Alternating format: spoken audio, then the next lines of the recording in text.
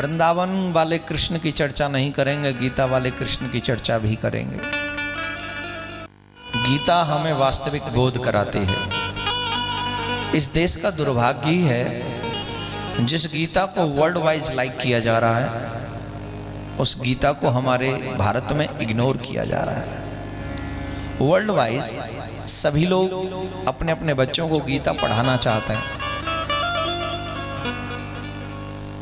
गीता सिर्फ एक religious books नहीं है कि एक रिलीजियस बुक है इसलिए गीता पढ़ो, नहीं। गीता एक स्वाध्याय है। गीता तुम्हें जीवन का मोल सिखाती है। गीता तुम्हारा परिचय परमात्मा से कराती है। गीता तुम्हें कृष्ण के करीब खींच कर लेकर जाती है। अर्जुन जो हर समय कृष्ण के करीब रहने वाला, उस अर्जुन को भी जब भ्रम हुआ तो गीता का ही उपदेश श्री कृष्ण ने दिया। अब देखो, हम और आप तो इतने करीब रहते नहीं, ये तो कंफर्म है। अर्जुन ज्यादा करीब रहा है, ये भी जानते हो। उस अर्जुन को भी भ्रम हुआ और उस अर्जुन का भ्रम भी गीता से टूटा। यहां पर एक भी व्यक्ति ऐसा नहीं है जो ईमानदारी से कहे कि मैं 100% अपने धर्म पर यकीन करता हूं। कोई ना कोई डाउट सबके मन में है। और जब आप गीता पढ़ लेते हो तो रास वाले कृष्ण को और गीता वाले कृष्ण को समझना फर्क बड़ा महसूस हो, बड़ा डिफरेंट होता है। लेकिन रास वाला कृष्ण ही गीता के माध्यम से समझ में आ सकता है। इसलिए हम चर्चा करेंगे इन दिनों में कि गीता वाले कृष्ण की चर्चा की जाए। वृंदावन वाले कृष्ण की चर्चा तो बहुत की है आपके सन्मुख। तो आइए 2 मिनट श्री राधा रानी का नाम उच्चारण करें, उसके बाद फिर आज के सब। और देखिए, आज बहुत अच्छी बात है, आज देव उठनी एकादशी है, हैं?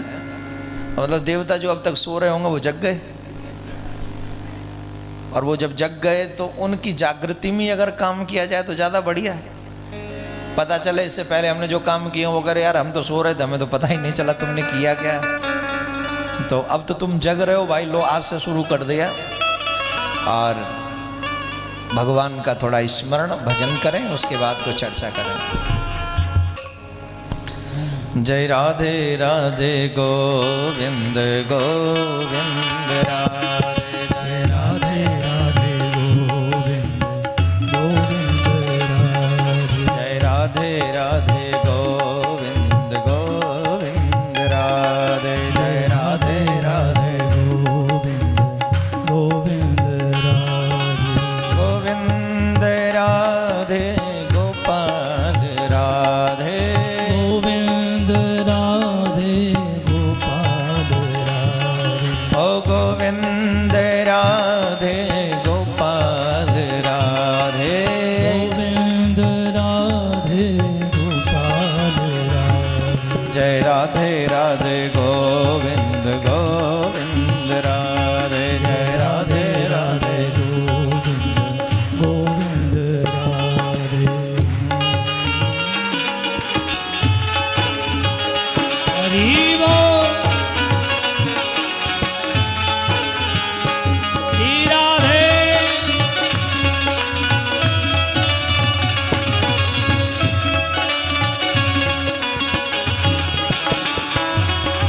गोविंद राधे गोपाल राधे, गोविंद राधे गोपाल राधे, गोविंद राधे गोपाल राधे, गोविंद राधे गोपाल राधे, जय राधे राधे गोविंद गोविंद राधे, जय राधे राधे गोविंद गोविंद राधे, जय राधे राधे गोविंद गोविंद राधे, जय राधे राधे गोविंद गोविंद राधे, जय राधे राधे गोविंद गोविंद राधे, जय राधे राधे गोविंद गोविंद राधे। बोले वृंदावन बिहारी लाल की जय जय। युगल सरकार की जय, सद्गुरुदेव भगवान की जय। धर्म की अधर्म का प्राणियों में विश्व का गौ हत्या गौ माता की विश्व में विश्व में विश्व में ओ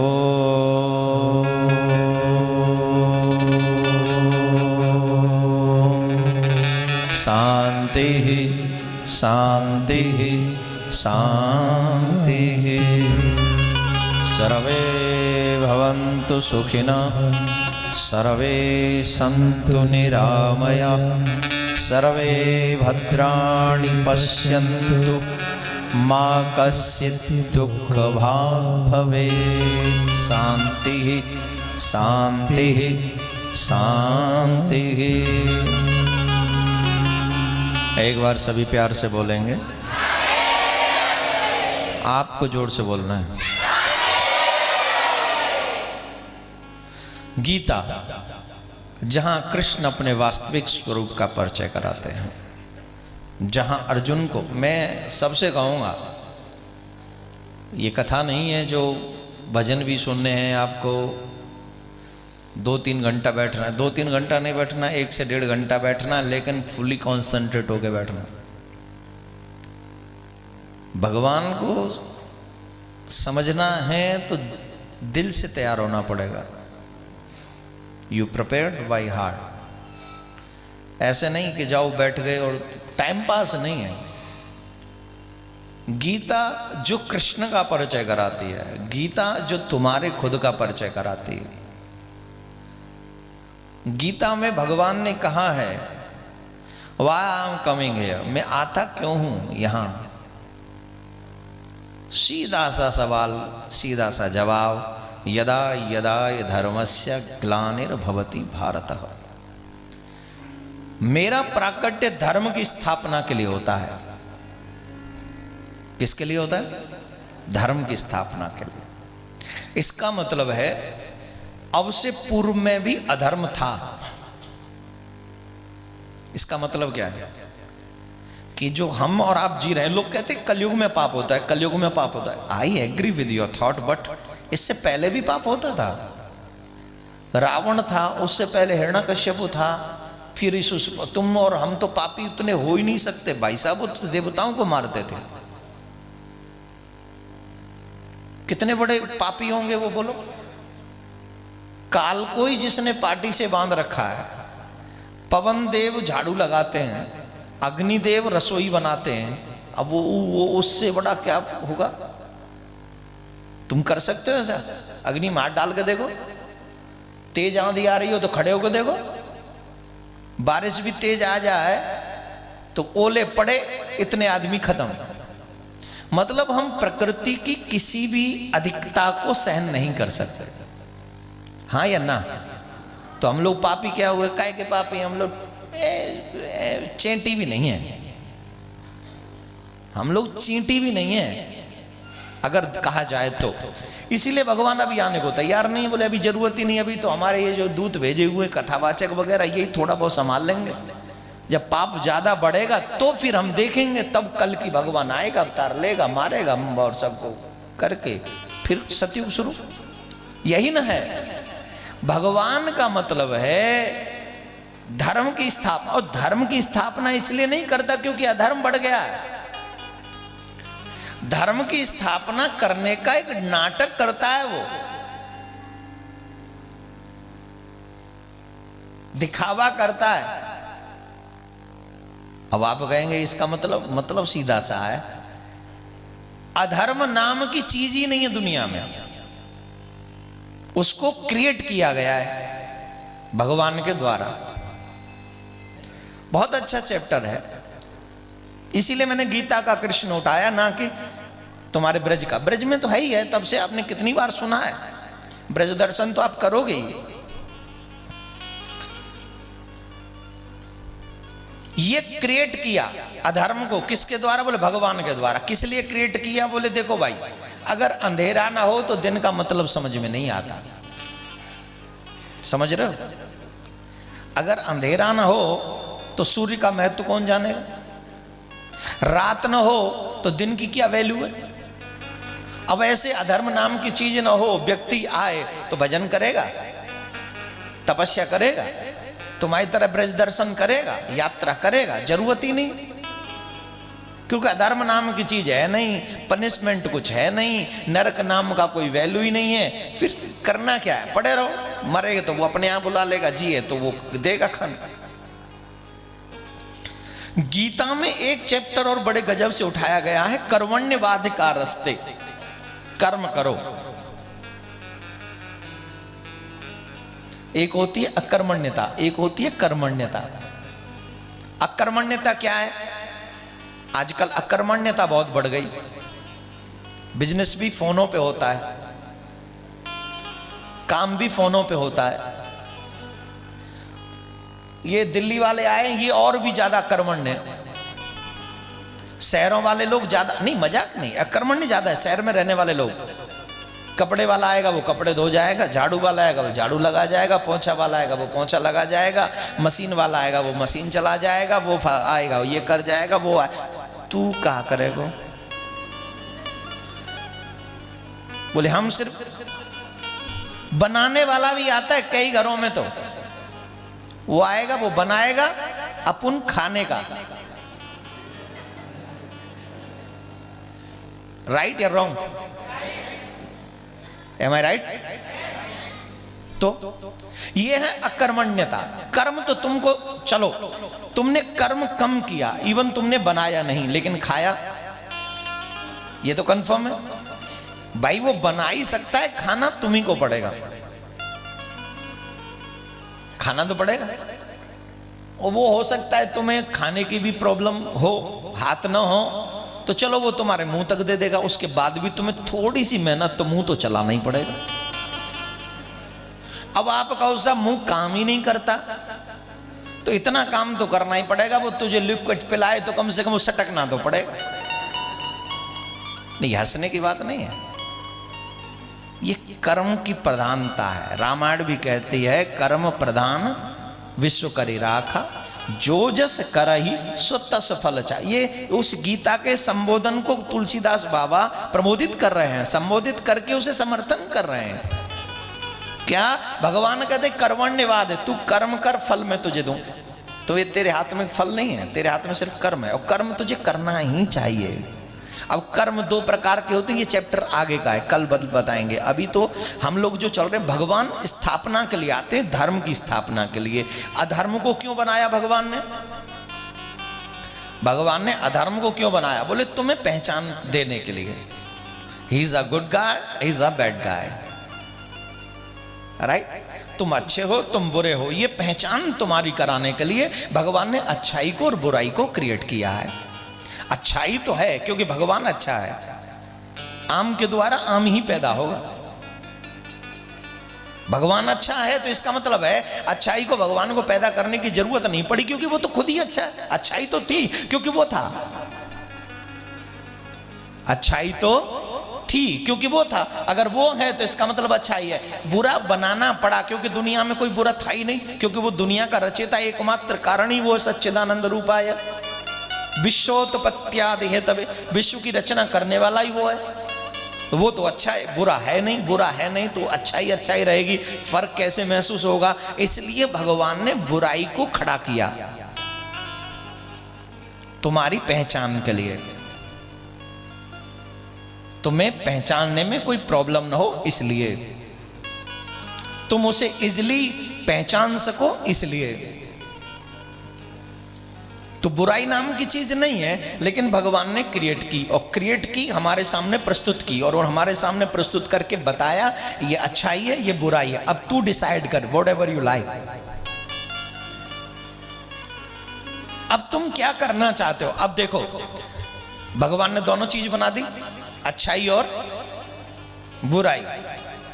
अब यहीं पर अच्छाई बुराई दोनों का दर्शन हो रहा है। कुछ लोगों का मन इस प्रवचन में लग रहा है ये अच्छाई है, और कुछ लोग कह रहे हैं जल्दी खत्म करो, भोजन करना है, ये बुराई है, ये बुराई है। और इस बुराई से आप मुंह नहीं, क्योंकि भगवान के भजन में अगर मन न लगे तो इससे बड़ी बुराई क्या होगी? भगवान का नाम सुनने में तुम्हें बुरा मन न लगे तो इससे बड़ी बुराई क्या होगी। इसलिए हम सब के लिए महत्वपूर्ण है कि हम और आप इस धर्म और अधर्म को पहचान कर उस धर्म के राह पर चलें। बहुत से लोग ये कहते हैं कि अभी हमारे पास बहुत टाइम है, हम ये सब कर लेंगे। लेकिन ईमानदारी से बात यह है कि किसी को पता नहीं कि तेरे पास टाइम कितना है। पता है? नहीं पता ना। और बहुत के चक्कर में हम थोड़े को भी गंवा देते हैं। बहुत टाइम है इसका मतलब जो था उस तरफ ध्यान नहीं दिया।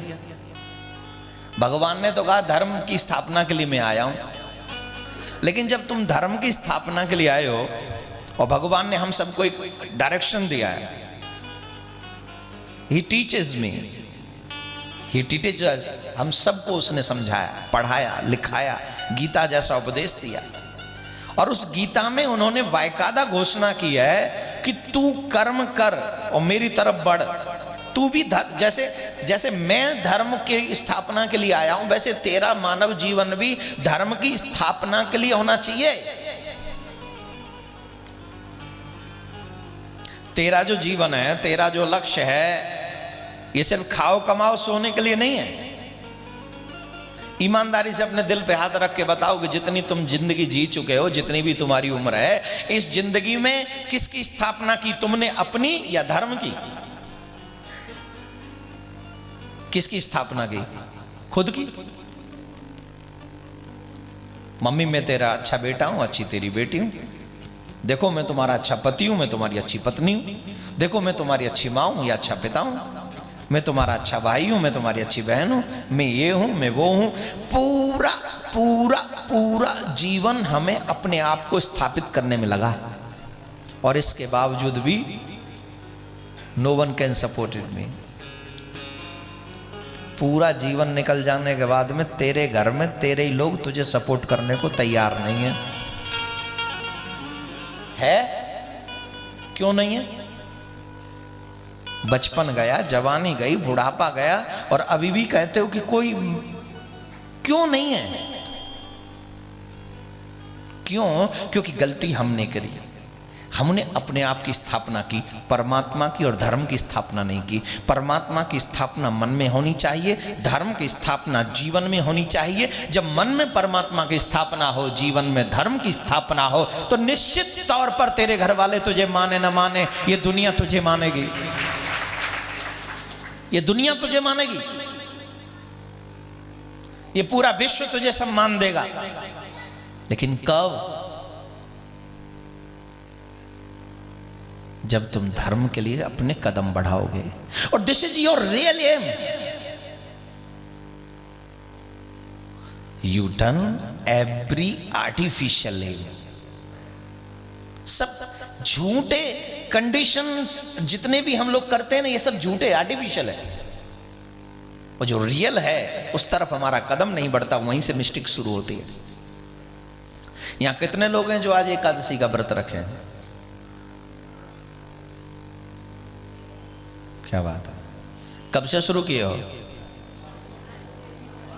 आज से ही शुरू किए हो? बाबा टाइम पे स्टार्ट कर दिया, सही है, अच्छे टाइम पे स्टार्ट कर दिया।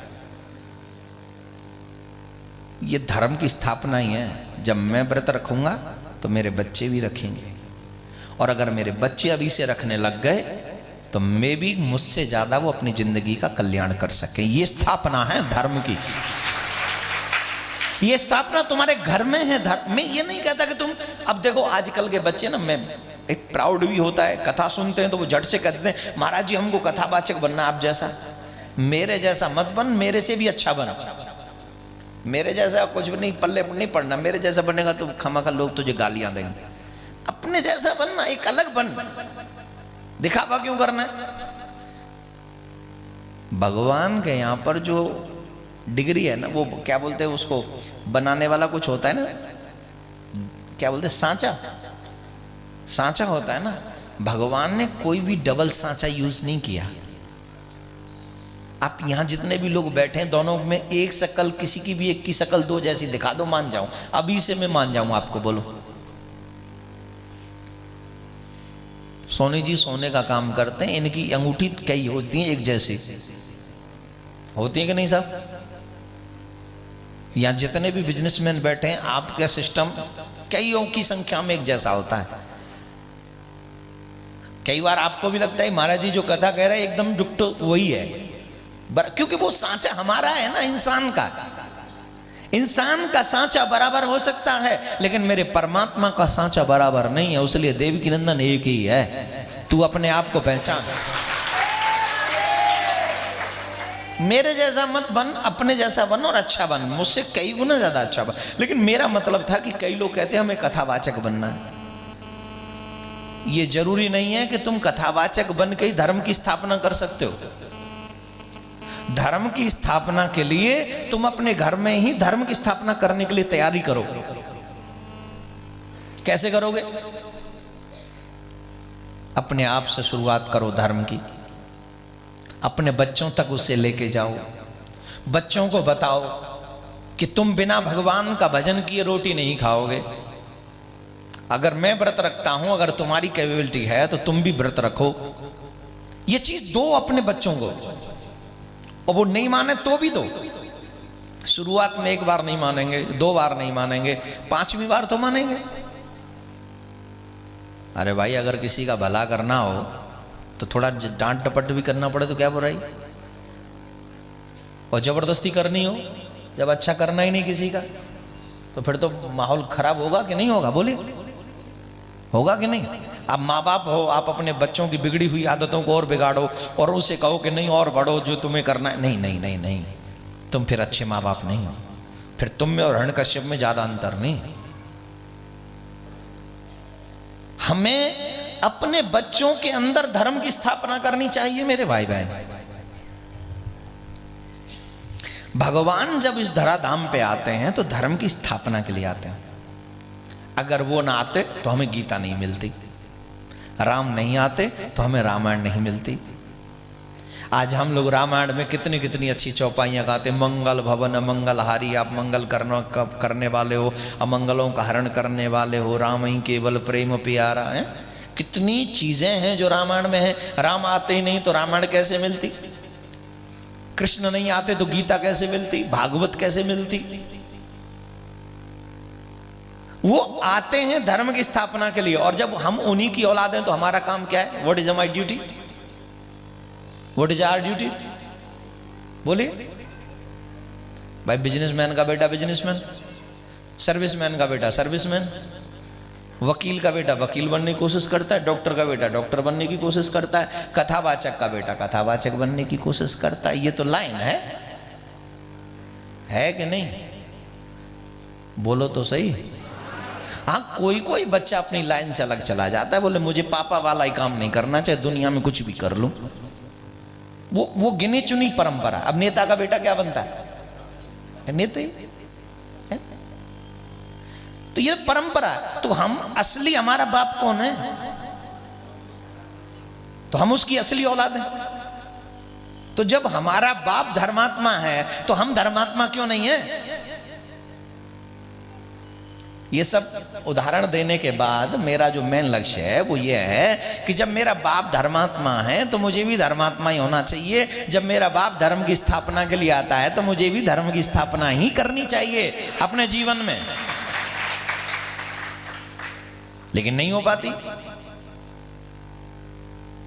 क्यों? क्योंकि कभी कभी हम इस माया के जंजाल में भयंकर बुरे तरीके से फंस जाते हैं, और इतने बुरे तरीके से फंस जाते हैं कि अच्छाई को ढूंढने भी जाते हैं तो समझ में नहीं आती। मुझे एक चीज समझ में आ रही है, उसी माया के जंजाल में धीरे धीरे उम्र भी बीतती चली जाती है। हाँ या ना? एक लड़की थी, जवान लड़की थी। एक वयोवृद्ध व्यक्ति से उन्होंने एक जवाब प्रश्न किया। बोले बाबा एक बात जानना चाहती हूँ। बोले जानो बेटा, पूछो। बोले इस संसार में मैंने सुना है सच्चा प्यार किसी किसी को मिलता है, ऐसा क्यों? बोले क्या करोगी जान के? बोले नहीं, मेरे जानने की इच्छा है कि सच्चा प्यार किसी किसी को ही क्यों मिलता है, हर किसी को तो मिलता ही नहीं। तो बाबा ने कहा एक काम करो, मैं तुम्हारे प्रश्न का जवाब दूंगा, लेकिन सबसे पहले एक काम करो, एक बढ़िया सा फूल तोड़ के लाओ, और ऐसा फूल तोड़ के लाना जो उस बगीचे में सबसे सुंदर हो। बोले ठीक है। अब वो लड़की उस बगीचे में गई, उस पुष्प को ढूंढने लगी, इधर उधर उधर, एक पुष्प लगा उसे बहुत सुंदर, लेकिन वो उसका प्रवेश ही था, तो उसको लगा कि इससे भी आगे बहुत अच्छे अच्छे पुष्प होंगे, तो वो और गई ढूंढने, आगे गई गई गई गई, अब कोई उससे अच्छा नहीं लगा, वो परेशान हो गई, उनको लगा कि बस वही था, चलो उसी को लेने जाते हैं। और जब उसे लेने गई तो वो पुष्प नहीं मिला वापस उसे, कोई उससे भी आया अच्छा सा, उसे लेके चला गया। और लौट के आई बाबा के पास में, बाबा ने पूछा पुष्प लाई? बोले नहीं। क्यों? बोले जब मैं घुसी तो मुझे एक पुष्प बहुत अच्छा, जब मैंने प्रवेश किया उस बगीचे में, पुष्प बहुत सुंदर मुझे नजर आया, लेकिन जब मैं प्रवेश ही किया था मैंने सोचा इससे आगे भी और पुष्प होंगे और सुंदर सुंदर होंगे, तो चलो मैं आगे जाऊं और वहां से और अच्छे पुष्प चुनूं। आपने कहा था सबसे सुंदर। तो जब कोई नहीं मिला तो मैं लौट के आई, जब लौट के आई तो देखा वो पुष्प भी कोई तोड़ के ले गया, तो वो पुष्प तो नहीं ला पाई। तो बाबा ने कहा ठीक है, इट्स ओके। तो बोले बाबा जवाब तो दीजिए कि इस संसार में सच्चा प्यार किसी किसी को मिलता है, सबको क्यों नहीं मिलता? बोले जो तुझे पुष्प नहीं मिला वैसे सच्चा प्यार नहीं मिला।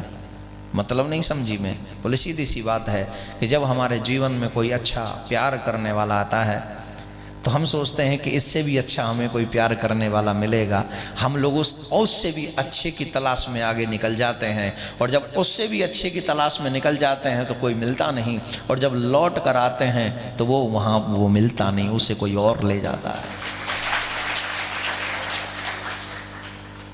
उसे कोई। अब ये बात लड़की की नहीं है, ये आत्मा ही तो स्त्री है,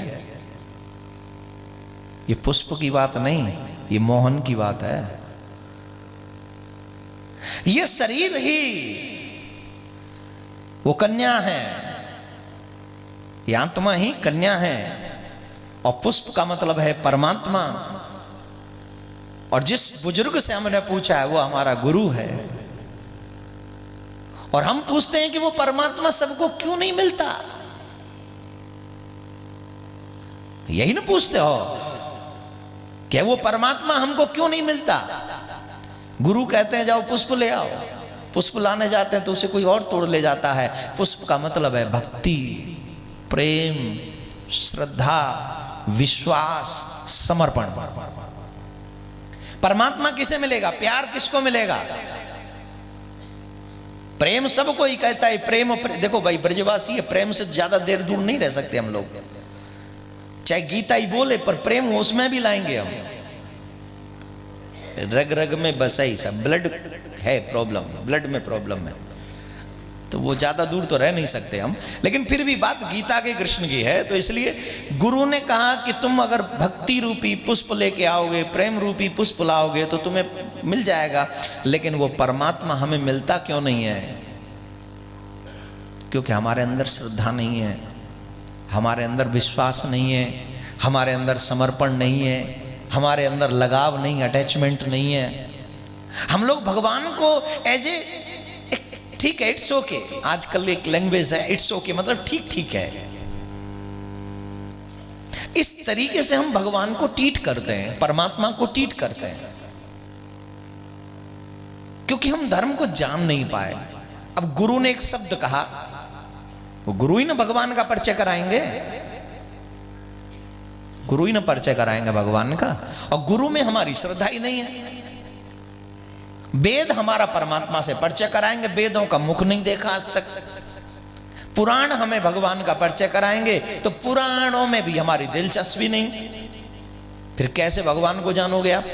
शांति सेवा धाम आने के लिए आपको ये रूट तो चुनना ही पड़ेगा कि नहीं भाई? शांति सेवा धाम आने के लिए जब तक इस रोड पे नहीं आओगे, वृंदावन और छठीकरा वाले रोड पे, तब तक शांति सेवा धाम नहीं पहुंच सकते। यहां आने के लिए तुम्हें इस रूट पे आना ही पड़ेगा। वैसे ही परमात्मा को पाना जब लक्ष्य तुम्हारा है तो धर्म की स्थापना तुम्हें अपने जीवन में करनी ही पड़ेगी। जब तक धर्म की स्थापना नहीं होगी तब तक परमात्मा नहीं मिलेगा। यह गीता का उद्बोधन है साहब, ये साधारण बात नहीं है। जो स्वयं परमात्मा धर्मात्मा बनकर धर्म की स्थापना के लिए इस धरती पर आता हो, हम उसके अनुयायी होकर धर्म को कैसे अवहेलना कर सकते हैं? कहने को हम लोग कहते गुरु साक्षात परब्रह्म। कहां है हमारा परब्रह्म? कहां है? मेरे देखते देखते ही श्रद्धा कितनी कम हुई है मैं जानता हूं। बहाने कुछ भी बना लो, माँ बाप कितने भी गलत हों आखिर रहते तो माँ बाप ही है। अब बाप तो नहीं बदल सकते, अब माँ तो नहीं बदल सकते, आप धर्म तो नहीं बदल सकते, वैसे ही आप गुरु नहीं बदल सकते, वैसे आप भगवान नहीं बदल सकते। धर्म की स्थापना के लिए महत्वपूर्ण जो सीढ़ी है वो है गुरु। जिस महाभारत के युद्ध में अर्जुन को अज्ञान उत्पन्न हुआ, वहां पर गुरु का जो भूमिका है वो श्री कृष्ण ने निभाया। निभाया कि नहीं? पहले बोलिए, जवाब दीजिए। आप जितने भी नौकरी वाले हैं, बिजनेसमैन हैं या घर में काम करने वाले हैं, जब भी आपने इवन माता बहनों ने रोटी बनाना भी सीखा तो आपका कोई गुरु था कि नहीं? मम्मी ने सिखाती है कितना आटा चाहिए लोई बनाने के लिए, कितनी सब्जी में नमक डलेगा, कितना मिर्च डले, माई ने सिखाती है बेटियों को। तो वो गुरु है कि नहीं? आप लोग जब भी कोई बिजनेस का चैप्टर, आजकल तो वो बिजनेस क्लासेस होने लगी हैं, एक अलग ही एक क्या बोलते हैं उसको, डिग्री है MBA और क्या है BBA MBA है ना, ये बिजनेस से संबंधित है, ये क्लास है, कोर्स है। चाहे हम उसे प्रोफेसर कह दें, चाहे हम उसे टीचर कह दें, बट है तो गुरु का ही दर्जा। बिना गुरु के आप जिंदगी की स्टार्टिंग ही नहीं कर सकते। और गुरु शब्द जहां आ जाएगा वहीं से भगवान धर्म की शुरुआत। और जहां धर्म की शुरुआत है, जहां धर्म है, वहीं तो परमात्मा है। अर्जुन कितना अच्छा शिष्य था भगवान का। अर्जुन कौन था? जीजा। किसका? जोर से बोलिए। और फिर भी कृष्ण उपदेश दे रहे हैं और वो हाथ जोड़ के सुन रहा है। ये दुनिया में संभव है कि जीजा हाथ जोड़े? बताइए, संभव है क्या? जीजा हाथ जोड़े,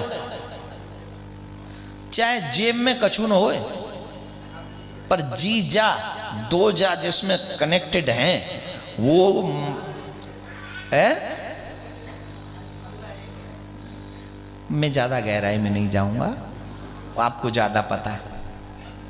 जीजा तो नहीं हाथ जोड़ेगा, ये तो पक्की बात है। लेकिन कृष्ण के अर्जुन हाथ जोड़ रहा है। क्यों? क्यों? क्योंकि उसे पता है कि इससे बेस्ट गुरु नहीं मिलने वाला मुझे, इससे बेस्ट, ये मेरे लिए बेस्ट गुरु है। हालांकि मैं गुरु की अप एंड डाउन वाला सिस्टम की कौन बढ़िया है कौन, ये इसमें नहीं जाऊंगा, ये डेफिनेशन नहीं है गुरु की। गुरु मतलब गुरु ही है, फिर तो गुरु है तो गुरु है। लेकिन कृष्णम वंदे जगत गुरु, वो जगत गुरु है। और उस जगत गुरु के जीजा होकर अर्जुन हाथ जोड़ रहा है। और शिष्य वो है कि अगर मन में डाउट हो तो मुख पे बोले। अर्जुन को बहुत डाउट हुए, पूरा गीता पढ़िए आप, बहुत डाउट है उसको। ये मेरे अपने हैं, मैं इनको मार दूंगा, हत्या लगेगी। आप कौन है? मैं आप ही को नहीं पहचान पा रहा हूं। ये मेरे अपने हैं, मेरा वंश जो है पता नहीं, बहुत कुछ उसने कहा, बहुत सारे क्वेश्चन है अर्जुन के। लेकिन कृष्ण ने भी एक एक उनके अर्जुन के क्वेश्चनों का आंसर दिया। और वही सारे क्वेश्चन तो हमारे तुम्हारे अंदर हैं। मेरे अपने मेरी बात नहीं मानते, मैं अपनों को कैसे मार दूं? हम, वो कह रहा है मार दूं, हम कहते हैं छोड़ दूं। भाई छोड़ना भी तो मारने के ही बराबर है, नहीं है? बोलो भाई, छोड़ना मारने के बराबर है कि नहीं? चलो मैं तुमसे बात नहीं करूंगा, मत, मर गया, रिश्ता तो मर ही गया। I don't want to talk to you, that's it, final हो गया, रिश्ता तो मर ही गया।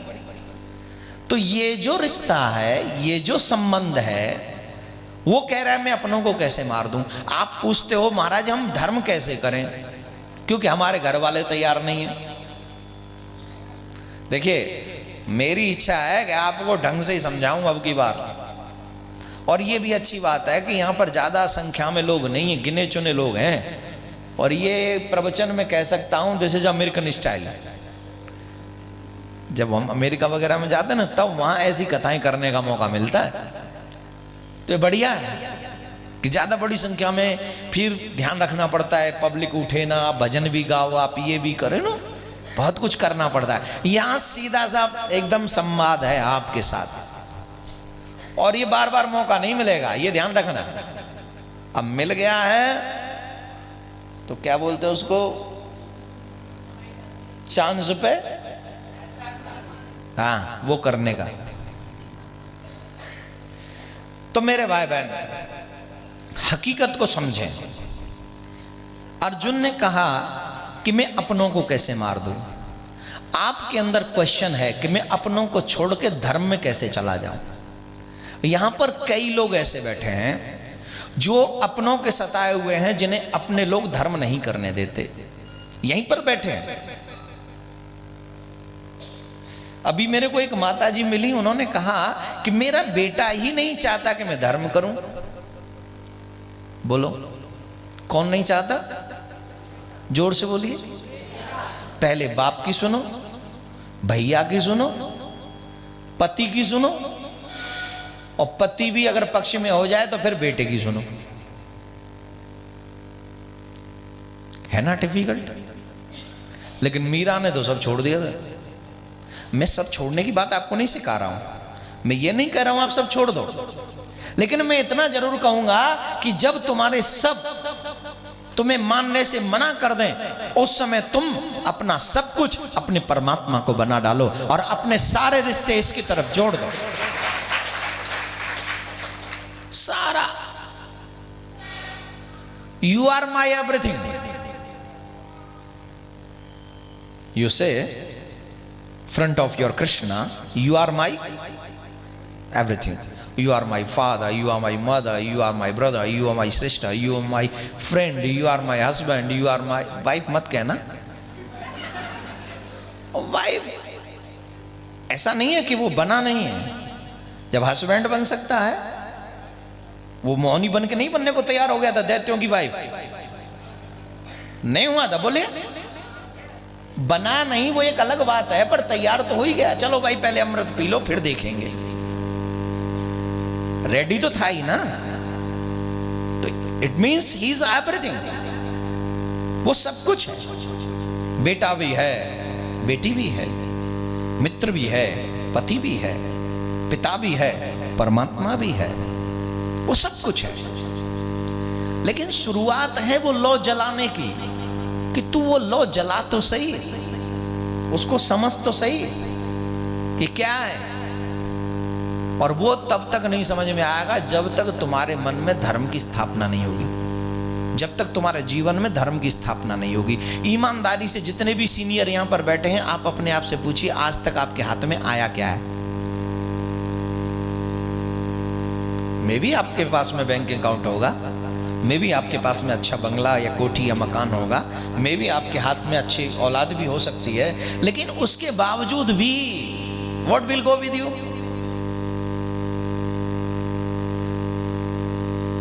दैट टाइम तुम्हारे साथ कुछ जाने वाला तो नहीं है, तो तुम्हें भी पता है। कितने धनवान हो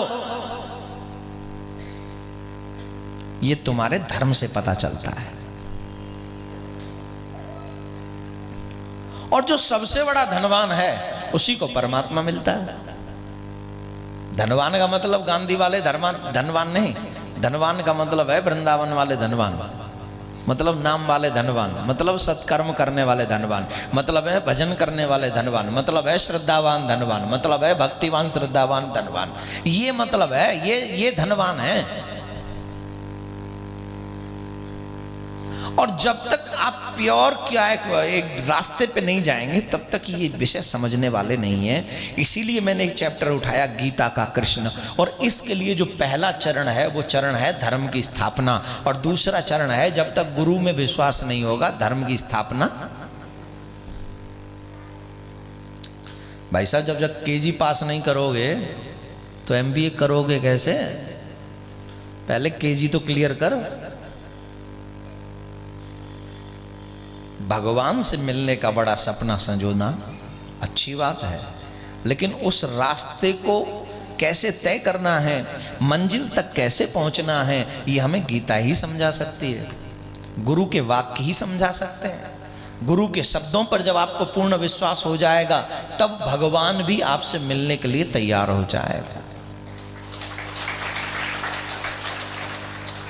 अब एक और बात समझ लें, गुरु का मतलब यह नहीं है कि मैं अपने लिए समझा रहा हूं। बहुत से लोग समझ रहे होंगे कि महाराज जी गुरु जी हैं हमारे, इसलिए हमको बता रहे हैं। ये सच नहीं है। यहां पर बैठे हुए जितने भी हमारे शिष्य हैं, कोई नहीं कह सकता कि मैंने अपने अधिकार का कभी मिस यूज किया है। बोलिए, जितने मैं चैलेंज कर रहा हूं, कोई शिष्य नहीं कह सकता कि मैंने अपने अधिकार का मिस यूज किया। मैंने कभी नहीं कहा होगा ये काम तुझे करना पड़ेगा क्योंकि तू मेरा चेला है, मेरी आज्ञा है। नहीं, कभी नहीं। हाँ, कभी एक दो लोग हैं फ्रंट रो में बैठे हैं जिनसे मैं कभी कभी अपने काम करवाता हूं, लेकिन वो गुरु बनकर आज्ञा नहीं देता हूं। मैं उन्हें कभी नहीं देता हूं। तब मैं एक आम इंसान बनकर कहता हूं कि this is my requirement, if you want to give me your support then you give me. गुरु बनकर मैंने कभी नहीं कहा कि तुमको ये करना पड़ेगा, ये नहीं कहा, और न चाहूंगा कि मैं जिंदगी में कभी ऐसा करूं, क्योंकि मैं ये नहीं चाहता हूं कि मेरी वजह से आपको कोई प्रॉब्लम क्रिएट। लेकिन सच्चाई यह है मेरे भाई बहन, बिन गुरु भवनिद तरई न कोई, जो बिरंच शंकर सम होई। एकलव्य ने तो कुछ सीखा भी नहीं था, सीखा था? बोलिए। फिर भी गुरु जी को क्या दे दिया? अंगूठा, जिसके बिना धनुष नहीं चल सकता। मुझे तो उंगली वाले भी नहीं दिख रहे हैं, अंगूठे वाले तो बात छोड़ दो भाई, उंगली के बिना तो काम हो सकता है ना, मुझे तो वो भी नहीं दिख रहे। और ईमानदारी से भगवान मिलता ही उसको है जो पूरा हाथ काटने को तैयार हो। कहने के लिए बात ठीक है, भजन कर लो, माला कर लो, ये बढ़िया बात है। माला कर लोगे तो धाम में पहुंच जाओगे। कहाँ? बोले स्वर्ग में। स्वर्ग में पहुंचोगे फिर क्या होगा? बोले उसके बावजूद भी आना तो मृत्यु लोक में पड़ेगा। किसी होटल में गए, होटल में आपने चेक जमा किया, 2-4 दिन रहे, 10 दिन का पेमेंट किया, 10 दिन रहे, और जब पेमेंट ना हो तो होटल वाले क्या करते हैं? क्या करते हैं बोलो? गेट उधर है, अरे यार कल और, बोले पेमेंट जमा कर दो, कल और पेमेंट नहीं है, एक्स्ट्रा रुकना। बोले कि हमारे पास रूम खाली नहीं है, ऑलरेडी पहले से ही बुक्ड है। क्यों? तेरे पास पेमेंट नहीं, उनके पास में। हाँ या ना? वैसे स्वर्ग में भी तो वही व्यवस्था है, स्वर्ग में भी तो वही व्यवस्था है। वहां पर भी जब देखते बोले तेरे पास सत्कर्म नहीं, वहां दूसरे तरीके की पेमेंट है। कैसी?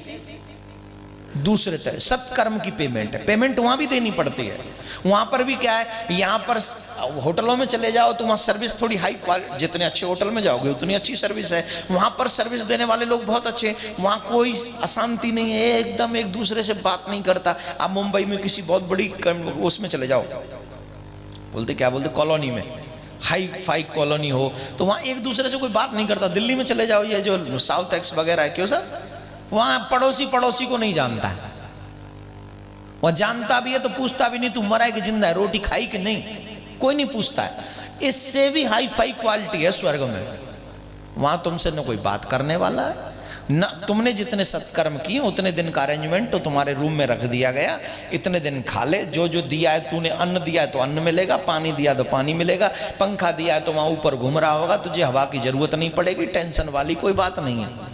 बिस्तर दिया होगा दान में तो बिस्तर भी नहीं, कसम से, इट्स ट्रू।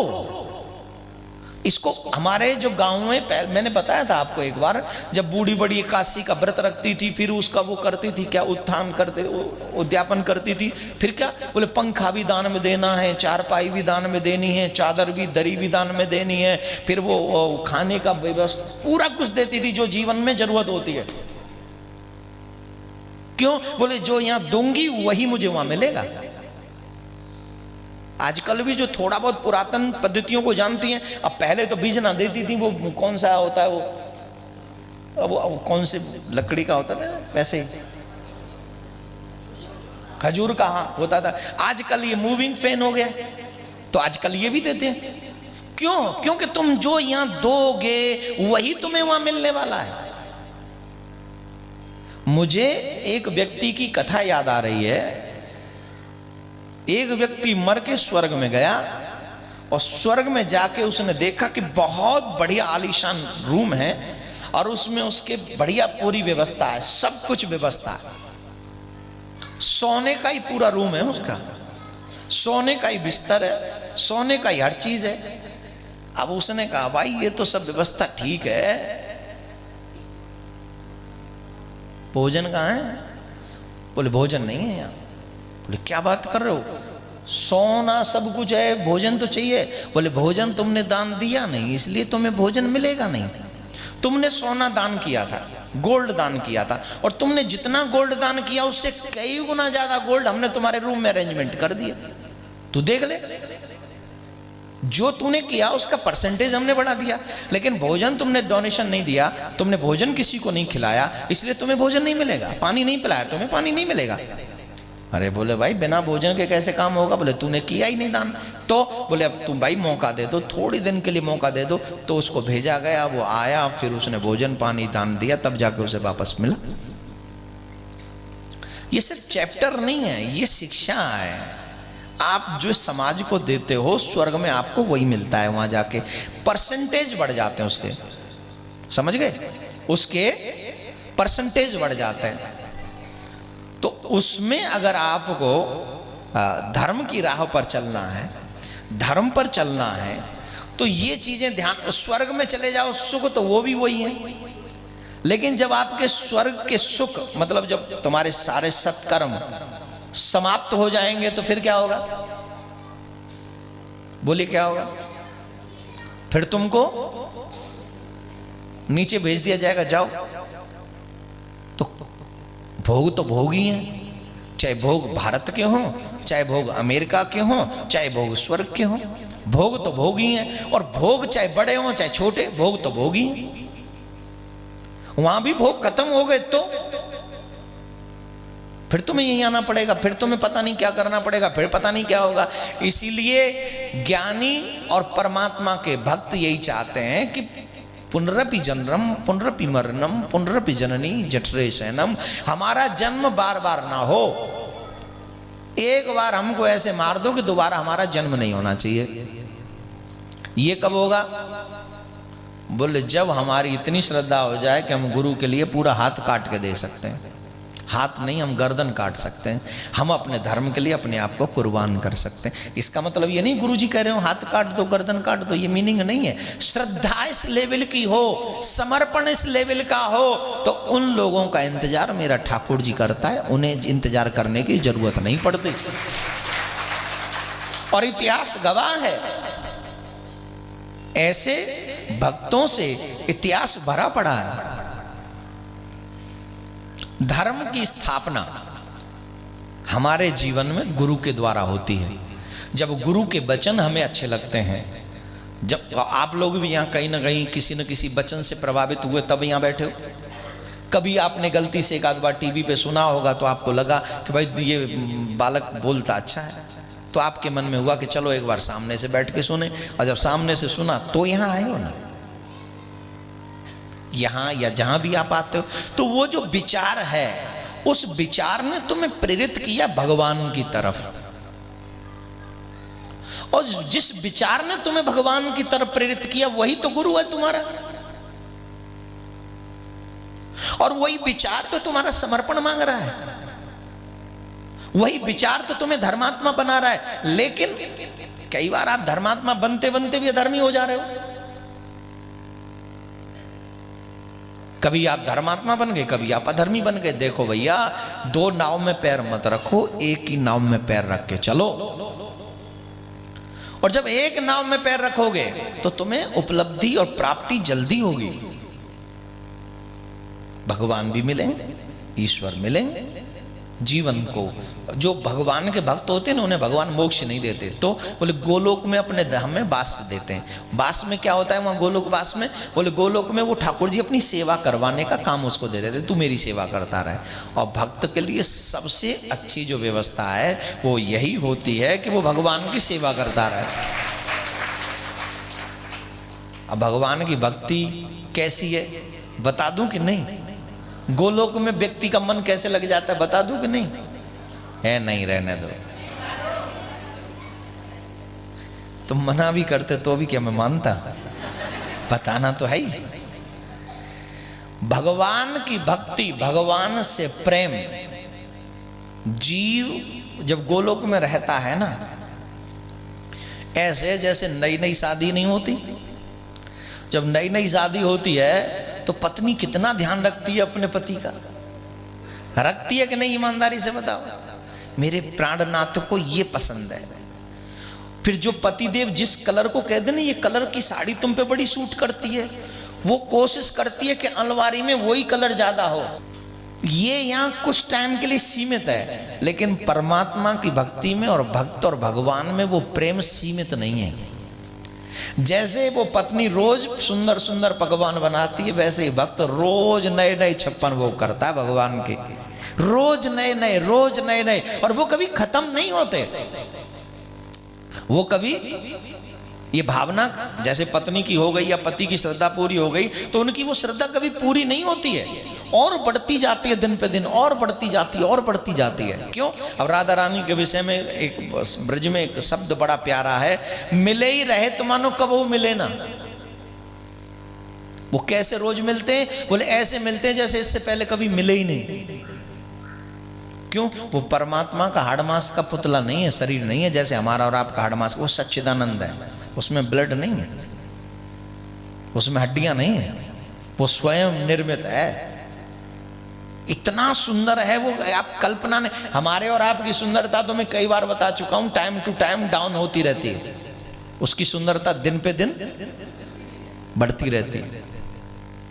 तो मैं जो आपको ये शरीर जो आपको थोड़ा बहुत समझाने की कोशिश कर रहा है वो ये है कि आप इस धर्म की स्थापना को सिर्फ एक शब्द मत समझो।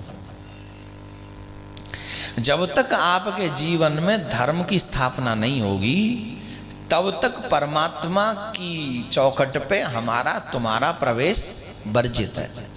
No entry. स्वर्ग चले जा सकते हैं हम लोग कुछ समय के लिए, वहां भोग विलास भोग भाग के फिर आ जाएंगे, फिर पता नहीं किसी योनि में आएंगे, फिर पता नहीं क्या दशा होगी, फिर पता नहीं कथा भी मिलेगी कि नहीं मिलेगी, क्यों चेंटी चेंटा बन गए, हाथी बिल्ली बंदर घोड़ा बन गए, पता ही नहीं कुछ। इसलिए जैसे मैंने कहा था कि उस पुष्प को कोई तोड़ ले गया, वैसे ही ये मानव जीवन पुष्प कहीं टूट न जाए तब तुम्हें समझ में आए तो फिर क्या फायदा भाई। अब बोलो हमें भगवान से मिलना है, कब मिलना है? बोले जब जीवन खत्म हो। ये भी कोई मान है? ये कोई मतलब है? अरे जब तुम भगवान से मिलना चाहते हो तो आज तुम्हारे पास सुंदर मौका है, अवसर है, प्यारा अवसर है। किसी के पास 2 साल हैं, किसी के पास 10 साल हैं, किसी के पास 25-50 साल हैं। उनका यूज करो, उन्हें समझो, उन्हें पहचानो। और पहचानने का, अगर तुम्हें आज के ये शब्द या चरित्र या कथा अगर कहीं भी आपको अच्छी लग रही है तो आज से ये संकल्प लो कि अब हम धीरे धीरे धर्म की स्थापना के लिए कदम बढ़ाएंगे।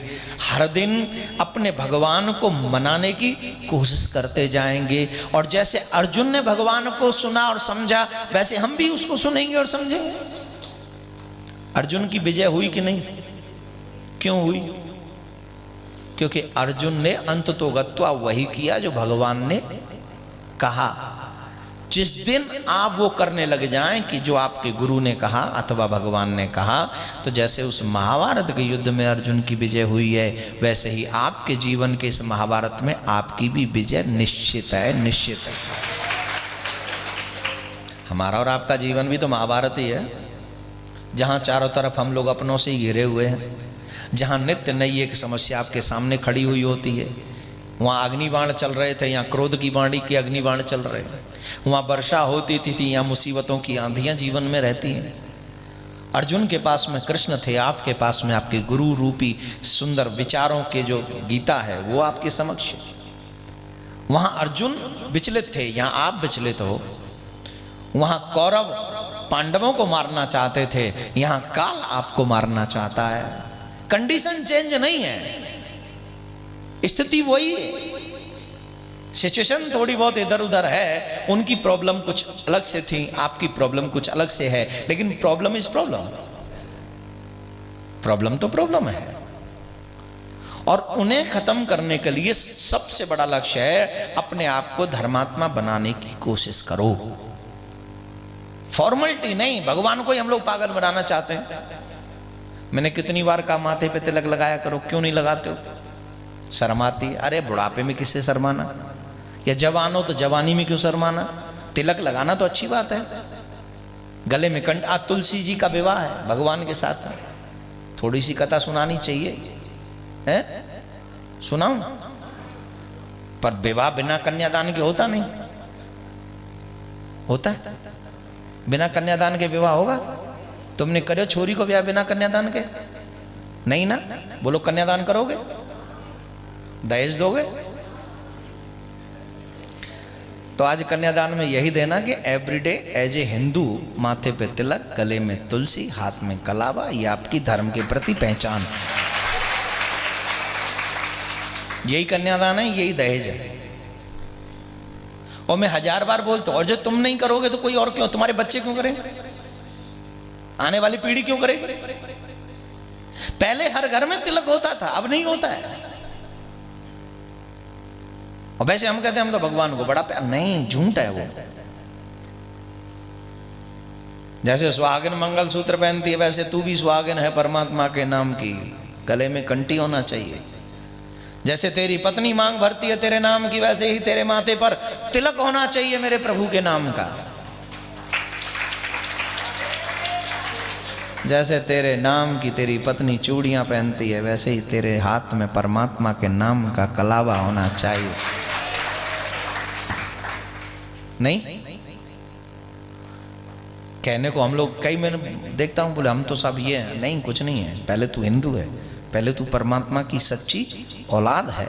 सच्ची औलाद जिस दिन आप बनकर तैयार हो जाओगे, उस दिन मेरे ठाकुर जी के घर के द्वार तेरे लिए ओपन हो जाएंगे। उसी दिन मैं आप सबसे प्रार्थना करना चाहता हूं मेरे भाई बहन, धीरे शुरुआत करो लेकिन स्ट्रांग शुरुआत करो। तुम्हें संसार में बिगाड़ने वालों की कोई कमी नहीं है, तेरे अपने ही तुझे बिगाड़ने के लिए तैयार बैठे हैं। ईमानदारी से तुम अपने आप से पूछो कि जो तुम्हारे साथ हो रहा है, जो लोग करते हैं वो सही है, या तुम्हारे गुरु ग्रंथ पुराण वेद या परमात्मा की वाणी के माध्यम से जो तुम्हें समझाया जाता है वो तुम्हारे लिए हितकर है। जो तुम्हारे लिए हितकर हो उस पर एक स्ट्रांग कदम उठाइए, बढ़ते जाइए, बढ़िए, तभी मंजिल प्राप्त होगी। और इस मानव जीवन की मंजिल कोई दुनिया का व्यवसाय नहीं हो सकता।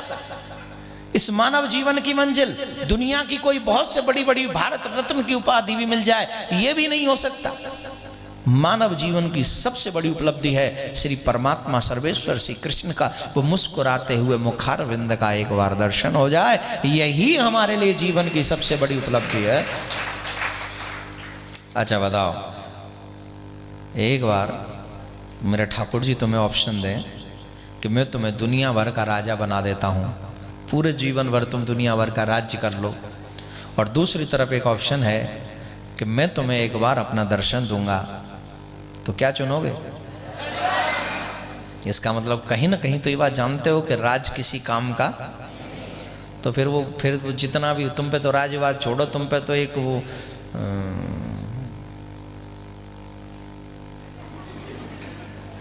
Nothing is my hand, nothing is your hand, न तेरे हाथ में कुछ है। फिर किस, जब भगवान का ही दर्शन सबसे बड़ी उपलब्धि है तो क्यों नहीं। मैं ये नहीं कहता घर छोड़, घर में रह के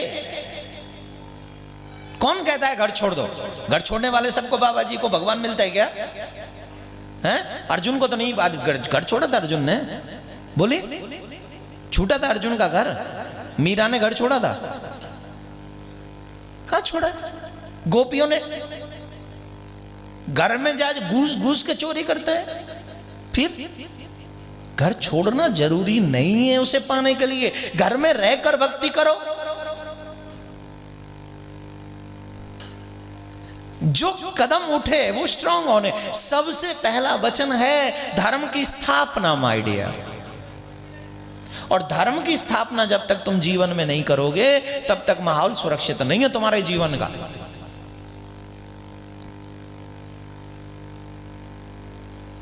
और ये तभी होगा जब पूर्णतः मन में ये विश्वास हो जाए कि मैं ठाकुर जी का हूं और मुझे ठाकुर जी को पाना है, मुझे उससे एक बार मिलना है मरने से पहले। और जब तक वो मिल नहीं जाएगा तब तक मरूंगा नहीं। और बोले महाराज अगर हम मर गए और वो नहीं मिला तो टेंशन मत लेना, अगर तुम उसका नाम लेकर मरे तो अगले जन्म में भी कहीं उसी के आसपास मौका मिलेगा जन्म का, और आसपास भी मौका मिला तो फिर मिलना पड़ेगा उसे। कहते हैं ना अंतमति सुगति। तो अगर हम, वैसे तो ऐसा होगा नहीं, वो इतना निष्ठुर नहीं है। और कलयुग के भक्तों पे तो ज्यादा उसका ही लव्स कलयुगी भक्त। उसको पता है ये कलयुगी भक्त जिन्स में भी माला जपते हिसाब, एक जिन्स छोड़े, ये एक माला कर ले तो भगवान पहचान करते हैं। Do you remember that?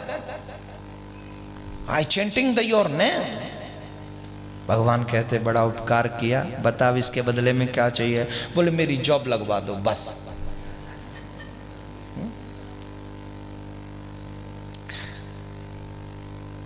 जब तुम्हें प्यार, सच्चा प्यार ठाकुर जी से हो जाए, मैं ईमानदारी से दिल से कहता हूं तू भगवान से कुछ मांगने के लायक रहेगा ही नहीं। गीता में भगवान ने अंततो गत्वा एक शब्द कहा था। अर्जुन कह रहा था मैंने इतने मार दूंगा तो इतने पाप हो जाएंगे, इतने पाप हो जाएंगे तो मैं कैसे आपका रह पाऊंगा, ये होगा वो होगा, पता नहीं क्या क्या बोला उसने। बताता रहूंगा आगे आगे क्या क्या बोला।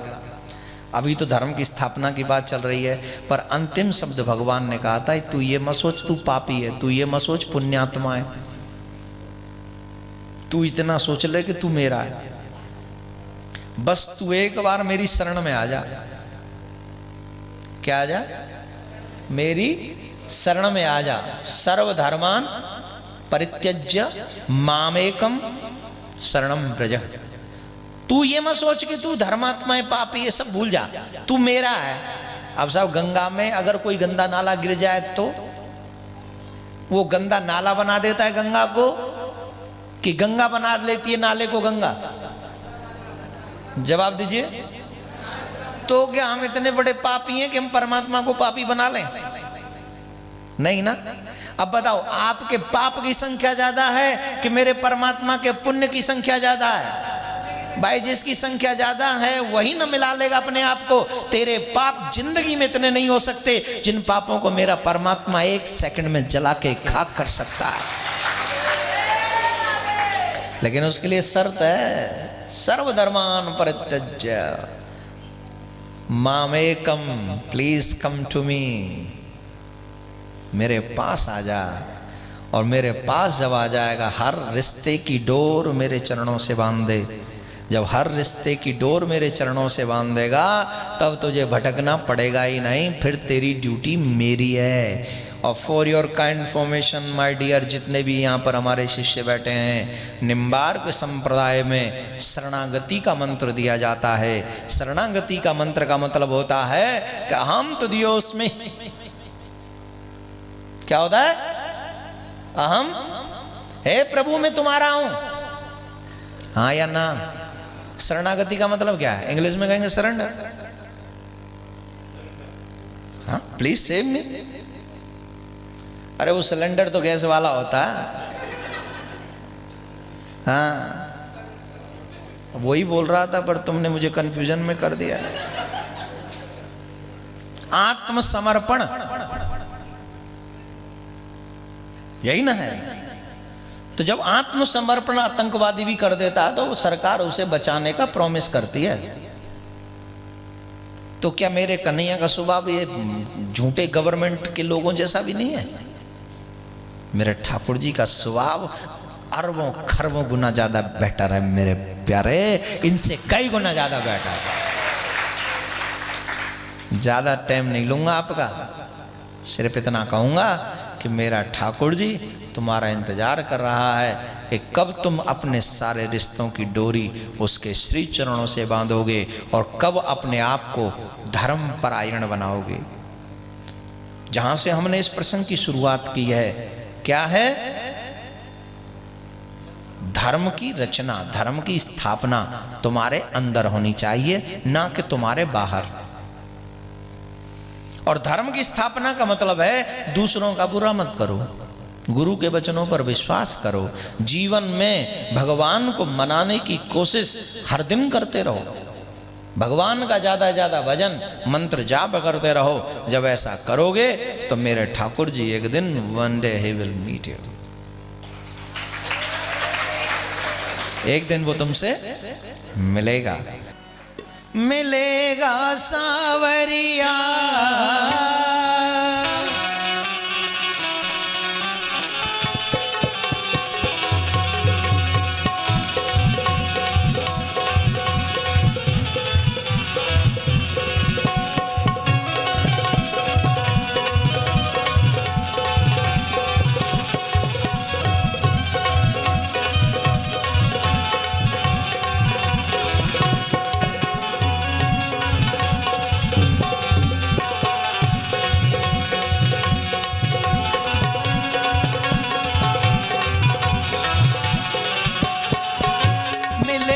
सावरिया, मिलेगा सावरिया, बजेगी बांसुरिया, बजेगी बांसुरिया, मिलेगा सावरिया, मिलेगा सावरिया, बजेगी बांसुरिया, बजेगी बांसुरिया। जन्म अनमोल रे तू राधे राधे बोल रे, जन्म अनमोल रे तू राधे राधे बोल रे।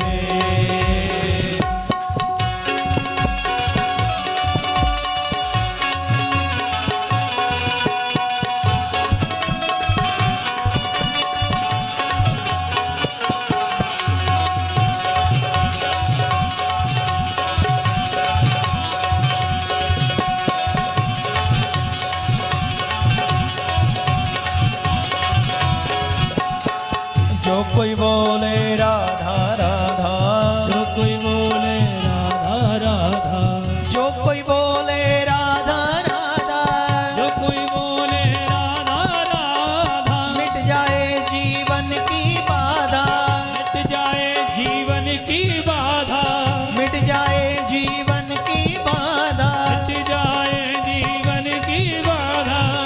प्रेम रस घोल रे तू राधे राधे बोल रे,